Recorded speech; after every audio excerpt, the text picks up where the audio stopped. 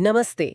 आज हम एक बहुत ही खास, बहुत भव्य उत्सव पर बात करने वाले हैं, पुरी की रथ यात्रा।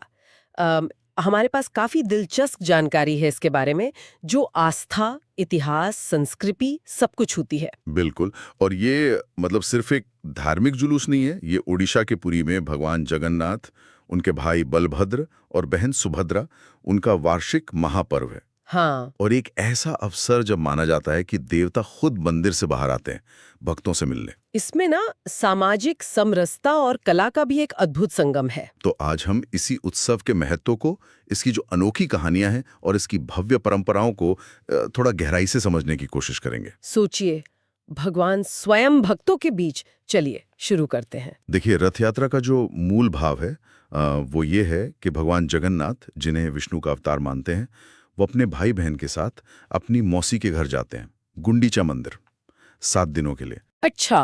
तो ये यात्रा सिर्फ एक रस्म नहीं है, ये भगवान और भक्त के बीच की जो दूरी है ना, उसे मिटाने का प्रतीक है एक तरह से। और मैंने सुना है कि इन मूर्तियों के पीछे भी एक कहानी है। हम्म, मतलब वो पूरी नहीं है, अधूरी है, ऐसा क्यों है? हाँ हाँ, ये बहुत महत्वपूर्ण बात है। जो सबसे प्रचलित कथा है, उसके अनुसार विश्वकर्मा जब मूर्तियां बना रहे थे, तो राजा इंद्रदुम्न ने मतलब थोड़ा अधीर होकर दरवाजा खोल दिया, ओहो। तो वो मूर्तियां अधूरी रह गई। लेकिन इसका एक गहरा संदेश भी है, वो ये कि भगवान किसी बने बनाए रूप या कह सकते हैं पूर्णता के मोहताज नहीं है। अच्छा। उनका वो अधूरापन शायद उनकी असीमता को दिखाता है, और ये भी कि वो भक्तों के प्रेम से ही प्रकट होते हैं, किसी बाहरी पूर्णता से नहीं। ये बात तो काफी गहरी है। और फिर आते हैं वो विशाल रथ।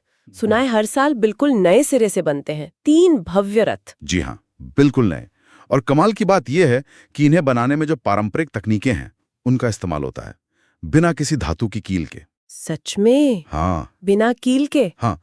भगवान जगन्नाथ का रथ है नंदीघोष, वो सबसे ऊंचा होता है, करीब 45 फीट। फिर बलभद्र जी का तालध्वज और सुभद्रा जी का देवदलन, सबकी अपनी अलग पहचान, रंग, पहिए, ध्वजा सब अलग है। और ये लकड़ी कौन सी होती है, कुछ खास? हाँ, ये नीम की पवित्र लकड़ी होती है, जिसे दारू कहते हैं।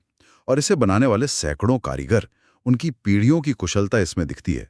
ये सिर्फ रथ नहीं है, ये ओडिशा की जो समृद्ध कला परंपरा है ना, उसका जीता जागता सबूत है। वाह। अच्छा, इस पूरी यात्रा से जुड़े कुछ मुख्य अनुष्ठान भी होंगे। हमने कुछ रस्मों के बारे में सुना है, वो काफी खास होती हैं। जी बिल्कुल। यात्रा से पहले होती है स्नान पूर्णिमा। उस दिन मूर्तियों का विशेष स्नान होता है। उसके बाद वो 15 दिन के लिए अनसर में चले जाते हैं, मतलब एक तरह का एकांतवास। अच्छा, 15 दिन के लिए? हाँ।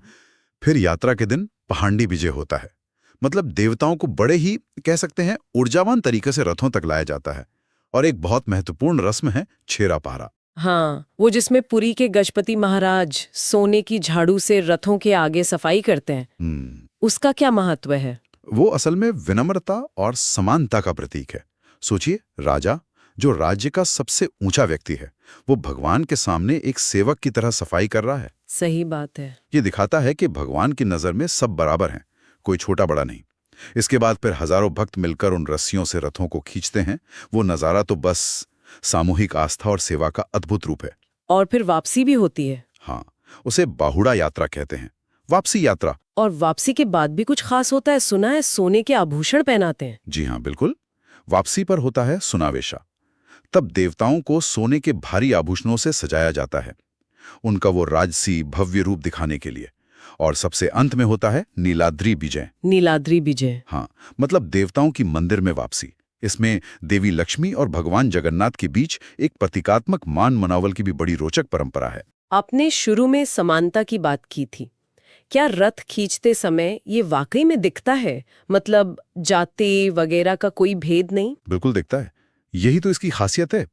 जब वो रथ की रस्सियां खींची जाती है ना, तो कौन किस जाति का है, किस वर्ग का है, स्त्री है या पुरुष, कोई भेद नहीं रहता।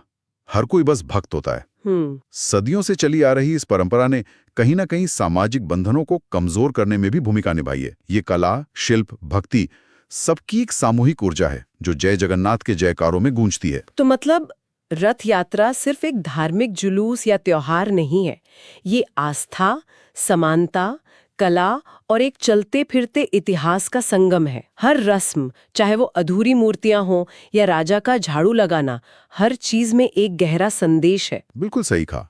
ये उत्सव हमें याद दिलाता है कि ईश्वर या दिव्यता सिर्फ मंदिरों की दीवारों तक सीमित नहीं है, वो लोगों के बीच है, उनके सामूहिक विश्वास में है, उनके प्रयासों में बसती है। ये एकता और समर्पण की एक जीवंत मिसाल है। स्रोत ये भी बताते हैं कि मूर्तियों का अधूरापन ईश्वर की अपूर्णता में ही उसकी पूर्णता का प्रतीक है।